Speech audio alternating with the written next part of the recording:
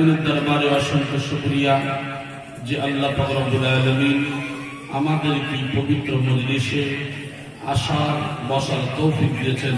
প্রত্যেকের শুকরিয়া আদায় করি, বলি আলহামদুলিল্লাহ। সেই মহামানব রাসূল পাক সাল্লাল্লাহু আলাইহি ওয়াসাল্লামের দরবারে প্রত্যেকের কোটি কোটি দরুদ ও সালাম বর্ষিত হোক। প্রত্যেকেই বলি আল্লাহুম্মা আমিন, আল্লাহুম্মা আমিন। ভাই আমার, কোরআনে কারীম থেকে ছোট্ট একটা আয়াত কারিমা পাঠ করেছি। তবে আমি আজকে আমার আলোচনার বিষয় হলো এতিম ও প্রতিবেশী। আমরা জানি এই এতিম ও প্রতিবেশী সম্পর্কে অনেক কথা শুনেছি। তবে প্রতিবেশী কারা? প্রতিবেশী আত্মীয় হোক আর অনাত্মীয় হোক, আত্মীয়র মধ্যে থেকে হোক বা আত্মীয় ছাড়াই হোক, যদি মুসলিম হোক অথবা অমুসলিম হোক, যে কোনো অবস্থায় সাধ্য অনুযায়ী তাদের সাহায্য সহায়তা করা, তাদের খবরাখবর নেওয়া জরুরি। আমাদের আশেপাশে যারা আছে, সে হতে পারে হিন্দু, মুসলিম, জৈন, খ্রিস্টান, তারা কি আমাদের প্রতিবেশী? কারণ পাশের ভাই যদি বিপদে পড়ে পাশের ভাই ছুটে যায়, ঠিক আছে, ঠিক কিনা বলে? যারা পাশেই থাকে তারা দৌড়ে যায় বিপদ থেকে রক্ষা করার জন্য। ইসলাম কি শিক্ষা দেয়? ইসলাম শিক্ষা দেয় যে তোমার পাশে যারা আছে, সে যে কোনো ধর্মেরই হোক না কেন, তাদের সাহায্য সহায়তা করা তোমার দায়িত্ব, কর্তব্যের মধ্যে পড়ে। তাদের খবর নেওয়া তোমার জন্য জরুরি। যারা প্রতিবেশীকে কষ্ট দেয়, যারা পাশের কোনো ভাই প্রতিবেশীকে কষ্ট দেয়, তারা জান্নাতে যাবে না। কথাগুলো ভালো করে শুনবেন। যারা প্রতিবেশীকে কষ্ট দেয় তারা জান্নাতে যাবে না। এদের ব্যাপারে রাসূলুল্লাহ সাল্লাল্লাহু আলাইহি ওয়াসাল্লাম কসম করে বলেছেন, যেসব কারণে মানুষ জান্নাতে যাবে না তার মধ্যে একটাই কারণ হলো প্রতিবেশীকে কষ্ট দেওয়া। তাই আল্লাহ পাক রব্বুল আলামিন এই সম্পর্কে কোরআনে কারীমের মধ্যে তিনি জানালেন, ওয়া'বুদুল্লাহ, তোমরা আল্লাহর ইবাদত করো, ওয়ালা তুশরিকু বিহি শাইয়্যা, আল্লাহর প্রতি কোনো কিছুকে শরীক করো না, আল্লাহর সমপরিমাণ কাউকে বানাইও না। ওয়াবিল ওয়ালিদাইনি ইহসানা, পিতা মাতার প্রতি সৎ ব্যবহার করো। ওয়াবিদিল কুরবা ওয়াল ইয়াতামা ওয়াল মাসাকিন, এবং নিকট আত্মীয় এতিম মিসকিনদের সাথে ভালো ব্যবহার করো। এবং সহকর্মীর সাথে ভালো ব্যবহার করো। পথিক, দাস দাসী, এদের সাথে ভালো ব্যবহার করো। নিশ্চয় আল্লাহ অহংকারী, দাম্ভিককে পছন্দ করেন না। তাহলে এখানে এক নম্বর উপদেশ দেওয়া হলো, ইবাদত করবে কার? জোরে বলেন, আল্লাহ। আল্লাহ পাক রব্বুল আলামিন তারাকে ইবাদত করব কেন? আল্লাহ আমাদের কি উদ্দেশ্য নিয়ে পাঠালেন? আল্লাহ আমাদের কি উদ্দেশ্য নিয়ে পাঠালেন? আপনারা অনেকে আজকের মজলিসে ছিলেন, এ সম্পর্কে আলোচনা হয়েছে। তবুও আমি স্মরণ করিয়ে দেওয়ার জন্য আবার কথাটাকে রিপিট করছি। কারণ আল্লাহ পাক রব্বুল আলামিন, আমরা জানি যে কোনো মানুষ, আমরা সন্তান জন্ম দিই বা যে কোনো কাজ আমরা করি, উদ্দেশ্যটা কি আছে? আমাদের উদ্দেশ্য, আমাদের এক একটা জিনিস আছে। কি বলেন তো? যে আমাদের একটা উদ্দেশ্য হলো একমাত্র যে আমার এই ব্যবসার দ্বারা, কাজের দ্বারা আমি কিছু ইনকাম করব এবং খাবো। বাচ্চা পয়দা দিলে আমাদের ইচ্ছা থাকে যে আমি যখন বৃদ্ধ হয়ে যাব বা বৃদ্ধা হয়ে যাবে, তখন এরা কি করবে? আমাদের দেখবে, এরা আমাদের খাওয়াবে। ঠিক কিনা কথা বলে? তাই এ সম্পর্কে আল্লাহ পাক রব্বুল আলামিন কি বলছেন? أفحسبتم أنما خلقناكم عبثا وأنكم إلينا لا ترجعون আল্লাহ জানিয়ে দিচ্ছেন তোমরা কি মনে করো যে আমি তোমাদের অনর্থক সৃষ্টি করেছি? আমি আল্লাহ তোমাদেরকে বানিয়েছি, অনর্থক নয়। আমি তোমাদেরকে সৃষ্টি করেছি, অনর্থক বানাইনি। বান্দা আমি রব, আমি প্রতিপালক, তোমাদের একটা উদ্দেশ্য নিয়ে আমি বানিয়েছি। শুধু তাই নয়, আর তোমরা আমার কাছে ফিরে আসবে, তোমরা আমার কাছে তোমরা আসবে। বান্দা তুমি কি মনে করো আমি জীবন ভর থাকবো, আমি মরবো না? আমার আল্লাহ জানিয়ে দিলেন দুনিয়ায় তুমি 60 বছর, 70 বছর, 100 বছর, যার যেমন হায়াত আছে থাকবে। কিন্তু বান্দা জেনে রেখে দিও আমি আল্লাহ আমার কাছে তোমাদের ফিরে আসতে হবে। অন্য আয়াতে আল্লাহ বলেন ওয়ামা খালাকনাস সামাআ ওয়াল আরদা ওয়ামা বাইনাহুমা বাতিলা। আসমান আর জমিনের মাঝে যা কিছু আছে এগুলি আমি আল্লাহ অনর্থক বানাইনি।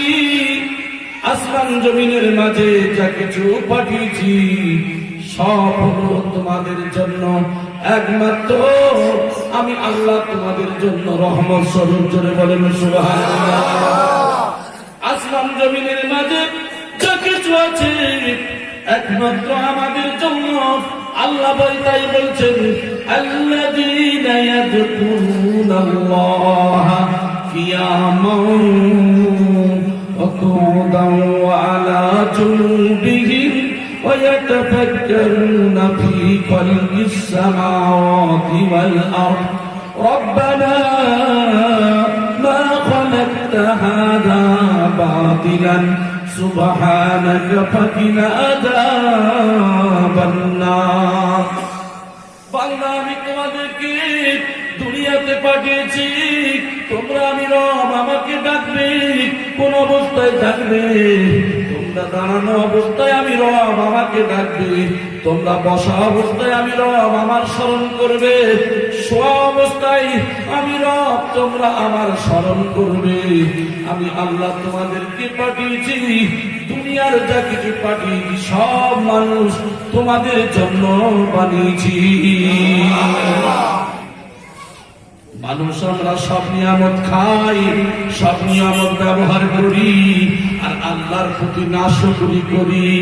যেমন আমরা উদাহরণ দিয়ে থাকি, গাছ হলো আমাদের বন্ধু। যে গাছ থেকে আমরা ফল খাই, যে গাছ থেকে আমরা ছায়া নিই, যে গাছ আমাদের কার্বন ডাই অক্সাইড টেনে নেয়, যে গাছ আমাদের অক্সিজেন দেয়, সেই গাছ হলো আমাদের বন্ধু। এই উদাহরণ একটা নয়, গোটা পৃথিবীর জমিনে যা কিছু আছে ও বান্দা এগুলি সব আমি একমাত্র মানুষের জন্য সৃষ্টি করেছি। তাহলে মানুষ তোমাদের একবার কি মনে হলো না ও রব তাহলে আমাদেরকে কেন বানানো হলো? আল্লাহ আমাদেরকে কেন বানিয়েছেন? সেই আল্লাহর কাছে একবার আমরা জানতে চাই। আল্লাহ জানিয়ে দিলেন ওয়ামা খালাকাতুল জিন্না ওয়াল ইনসা ইল্লা লিয়াবুদুন। পৃথিবীর জমিনে আমি আল্লাহ তোমাদেরকে দুইটা জাতিতে বিভক্ত করে পাঠিয়েছি। একটা হলো জিন জাতি, আর একটা হলো ইনসান মানব জাতি হিসাবে। একমাত্র তোমরা আমার ইবাদত করবে। জোরে বলি সুবহানাল্লাহ। আমার ইবাদতের জন্য তোমাদের পাঠালাম, কিন্তু মানুষ আমরা কি করি? আল্লাহর ইবাদত থেকে ভুলে গেছি।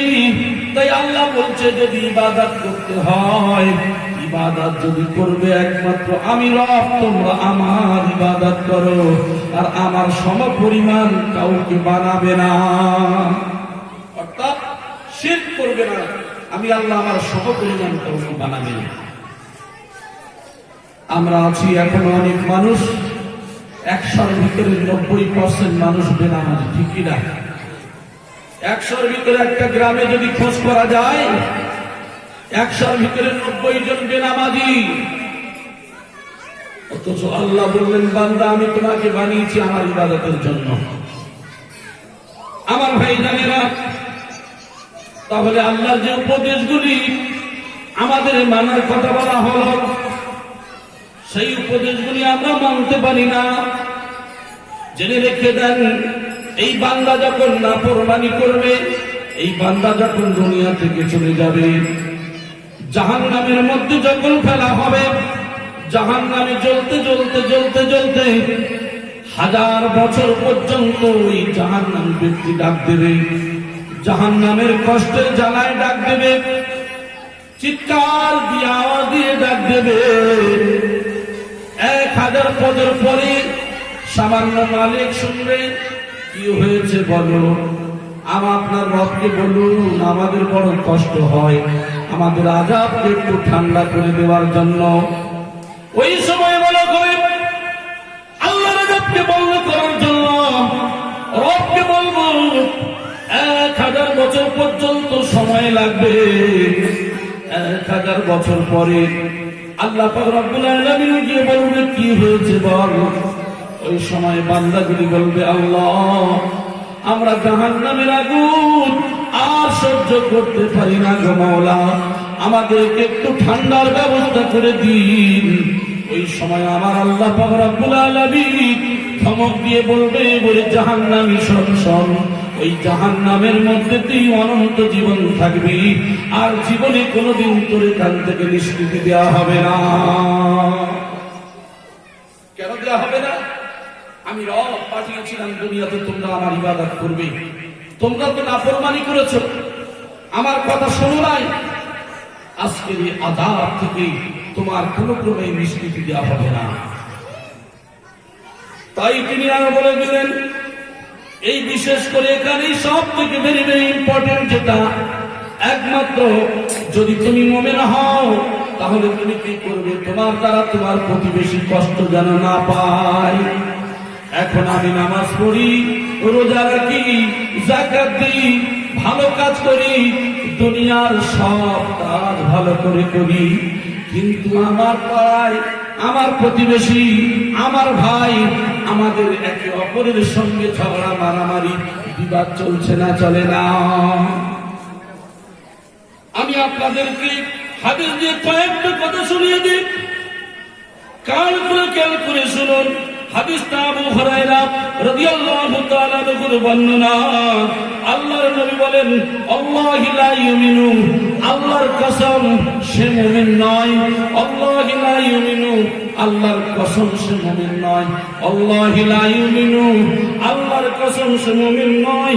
জিজ্ঞাসা করা হলো, ওয়া মা যাকা ইয়া রাসূলুল্লাহ, হে আল্লাহর রাসূল তারা কারা, যারা মুমিন নয় তারা কারা? আল্লাহর নবী বললেন, ক্বালাল জারু লা ইয়ামানু জারুহু মাওয়াইকা, যার দ্বারা তার প্রতিবেশী কষ্টে থাকে, যার দ্বারা তার প্রতিবেশী নিরাপদ থাকে না। এখন এই মহল্লার ভাই, আপনার পাশের ভাই, আপনিও তার ভাই, আজকের আমার আপনার ভাই ভাই ঝগড়া বিবাদ চলে, মারামারি চলে, একে অপরের সঙ্গে কথা নাই, পাড়া প্রতিবেশীর সঙ্গে ঝগড়া বিবাদ। আমার ভাই জানে না, তাহলে আপনি যত বড় নামাজি হন, যত বড় মুত্তাকি হন, যত মসজিদে গিয়ে আল্লাহ বিল্লাহ করেন, আল্লাহর নবীর হাদিস অনুযায়ী ওই ব্যক্তি মুমিন হতে পারে না। ও সোনার ভাইরা, আর জানিয়ে দিলেন আমার আল্লাহ, যদি কেউ আমার আপনার প্রতিবেশী আমার আপনার দ্বারা কষ্ট পায়, আমি গোলাম নরম মানুষ আর আমার পাশের বাড়ি হলো শক্ত মানুষ, তার ছেলে মেয়ে সন্তান সম্পত্তি অনেক বেশি, লাঠির ক্ষমতা বলের ক্ষমতা অনেক বেশি, আর আমার কোনো ক্ষমতা নাই, যদি এমন পরিস্থিতির মধ্যে পড়ে আমি আপনি আমার ভাইকে মারি বা আমার ভাই যদি আমাকে মারে, আমার পাড়া প্রতিবেশীর সঙ্গে যদি ঝগড়া হয়, তাকে অত্যাচার করে, আল্লাহ রাব্বুল আলামিন জানিয়ে দিলেন ওই ব্যক্তি জান্নাত পারে না।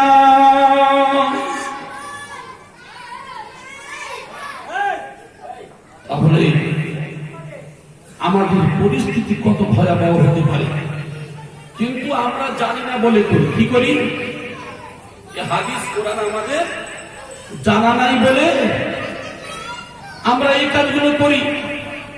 তারপরে অপশন আছে, ও বাংলা তুমি অন্যায় করেছো, পাপ করেছো, বুঝতে পারো নাই, তওবা চাও, ক্ষমা চাও, আমি আল্লাহ ক্ষমা করে দেব। আর এরপরেও কোনোদিন এমন কাজের মধ্যে লিপ্ত হবে না। তোমার পাশের ভাই হলো তোমার ভাই, তুমি হলে তার ভাই। ভাইয়ের দায়িত্ব হলো, তুমি তো তার শত্রু নও, সে তো তার শত্রু নয়। আমাদের শত্রু হলো একমাত্র একজন, তিনি হলেন ইন্নাশ শাইতানা লিল ইনসানি আদুউম মুবিন। আমাদের শত্রু একমাত্র তিনি হলো শয়তান আজাজিল ছাড়া আর কেউ নয়। আমার সোনার ভাইয়েরা, হাদিসের সম্পর্কে হযরত আনাস রাদিয়াল্লাহু তাআলা আনহুর বর্ণনা, আল্লাহর রাসূল সাল্লাল্লাহু আলাইহি ওয়াসাল্লাম বলছে, লা ইয়াদখুলুল জান্নাতা মান লা ইয়ামানু জারুহু বাওয়াইকা।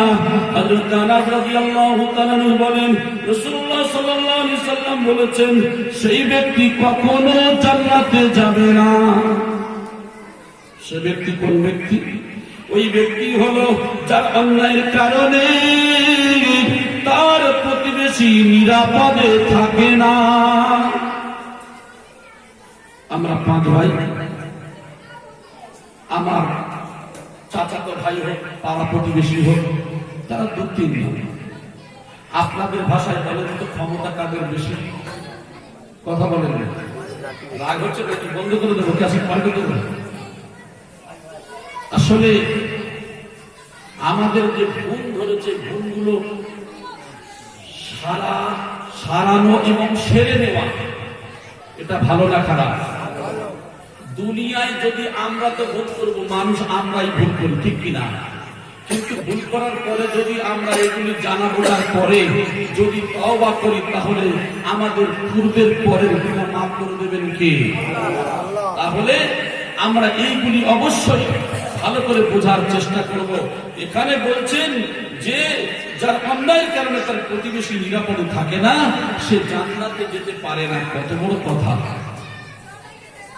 এখন আমরা তো এই কাজের মধ্যে লিপ্ত, এই কাজের মধ্যে আমরা লিপ্ত।